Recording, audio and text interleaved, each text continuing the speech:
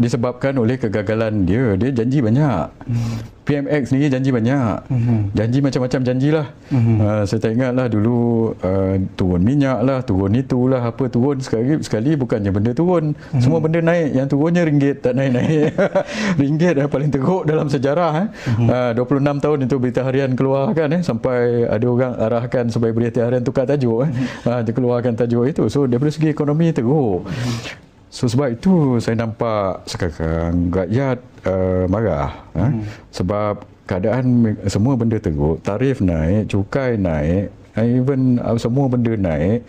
Ini nak naikkan, saya dengar esok kemungkinan besar nak naikkan OPR pula 3.25%, interest rate pun naik. Tapi bila saya bising ni tak tahulah, mungkin dia hold sekejap lah esok. Kalau dia hold bagus.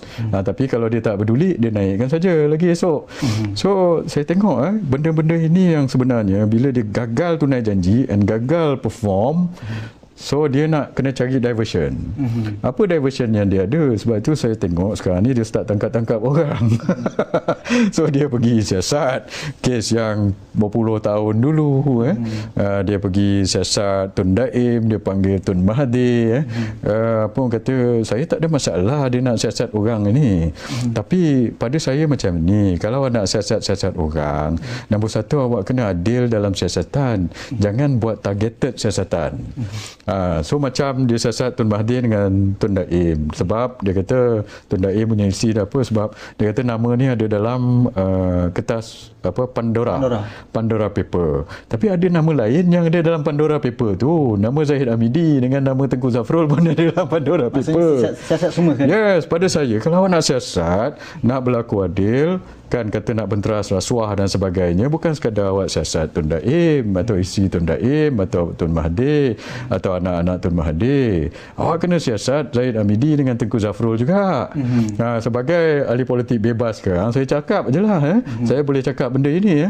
So awak siasat, barulah nampak adil. So, contoh macam Anwar juga. Dia kata dia nak benteras rasuah. Tapi orang tak percaya sebab timbalan dia dulu kes digugur di mahkamah. Mungkin 47 tu dapat apa DNAA. Ini satu lagi. Datuk Zahid itu lagi. Kalau dia pergi mahkamah, macam kes Datuk Najib lain. Datuk Najib dia pergi the whole stretch. Sampai dia lawan dapat penghakiman hakim di mahkamah tinggi, lepas tu mahkamah appeal sampai federal court, sampai dia masuk penjara, kita minta pengampunan dan sebagainya.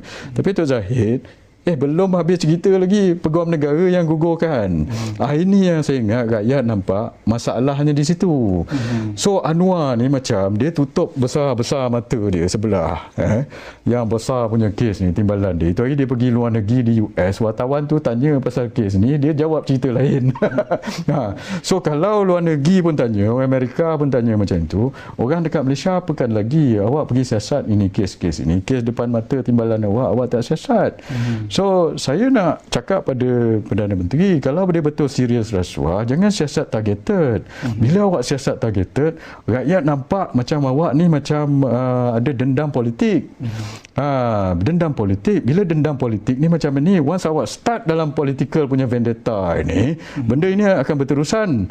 Esok PRU16 awak kalah, awak kena siasat balik sila bulan awak dengan Zahid Hamidi masuk jail dulu. Saya cakap, sebab dia akan berterusan vendetta ini. So, kalau nak siasat semua.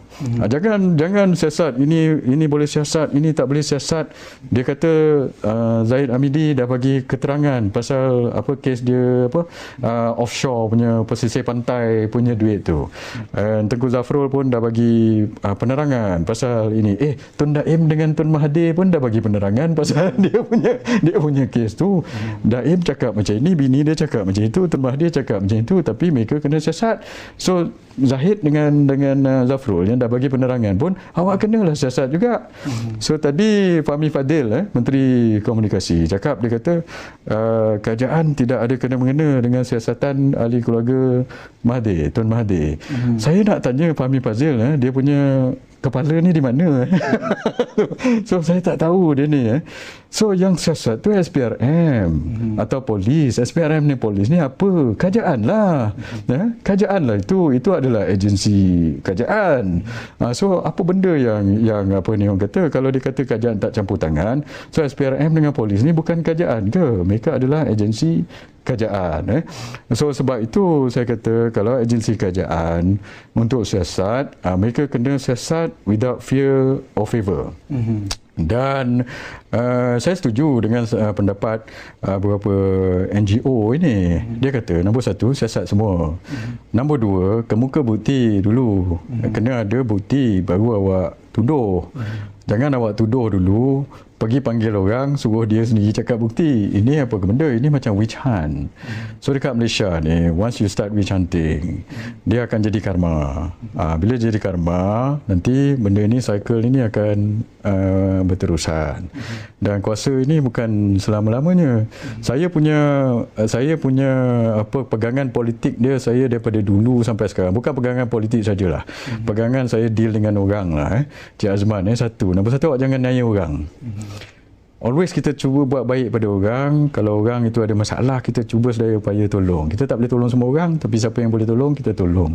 Itu nombor dua. Nombor satu, yang paling penting sekali, awak jangan naya orang. Kalau naya orang, kan, di dunia akhirat nanti awak kena. Satu, doa orang tiada naya tu makbul. Yang kedua, kalau orang tu tak mampu nak balas, Allah SWT yang balas.